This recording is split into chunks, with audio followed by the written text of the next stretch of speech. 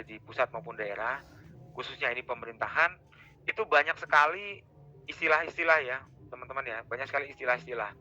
Ini modul saya buat beberapa tahun yang lalu ya, ketika saya pertama kali mengampu mata kuliah akuntansi sektor publik ya. Jadi, modul ini, belum saya update sepenuhnya terkait dengan, perkembangan-perkembangan akuntansi yang ada saat ini gitu ya.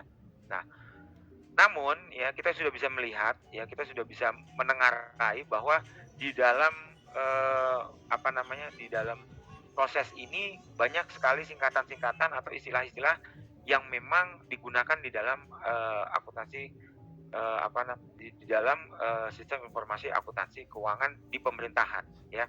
Nah, kita bisa lihat bahwa di dalam akuntansinya itu sendiri sebenarnya, punya definisi yang hampir sama lah kalau kita lihat dengan akuntansi yang kita pelajari di awal semula, ya bahwa dia merupakan suatu kegiatan jasa yang menyediakan data, informasi kuantitatif, terutama mempunyai sifat keuangan, ya.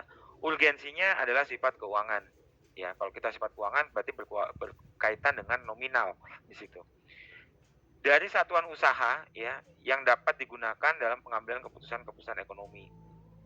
Nah, satuan usaha kan ini, pemerintah bukan usaha ya, tapi merupakan lembaga yang memang di dalamnya adalah, berkaitan dengan, pelayanan kepada publik.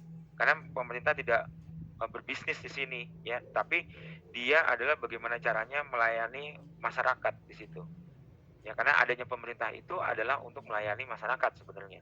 Nah, makanya di dalam sifat-sifatnya ini adalah bagaimana caranya sumber daya yang ada di dalam pemerintah itu bisa dimaksimalkan atau digunakan dengan efisien, efektif, dan ekonomis ya, untuk apa? Pengambilan pengambilan keputusan yang ada dalam kurun waktu pemerintahan berjalan ya. Nah, kemudian kalau akuntansi, keuangan daerah itu apa? Nah, sama aja sebenarnya, kegiatan juga ya, dari akuntansi yang mengidentifikasi, mengukur, mencatat, mengklasifikasi, dan menguraikan, dan lain sebagainya. Di sini yang berkaitan dengan keuangan daerah dalam rangka pertanggungjawaban anggaran pendapatan belanja daerah. Nah, di sini bicaranya tentang, anggaran pendapatan belanja dan daerah, ya. Di sini kenapa kok APBD yang dibahas? Karena APBD ini merupakan, dasar dari pengelolaan keuangan yang ada di daerah maupun di pusat ya. Kalau kalau di pusat namanya APBN. Tapi kalau di daerah namanya APBD, ya. Jadi, kalau konteksnya pada tingkat, presiden, kementerian, maka itu menjadi yang namanya APBN. Tapi begitu kita masuk di dalam konteks, apa namanya, di dalam konteks di daerah ya, di provinsi, di kabupaten maupun di kota, itu konteksnya adalah, APBD.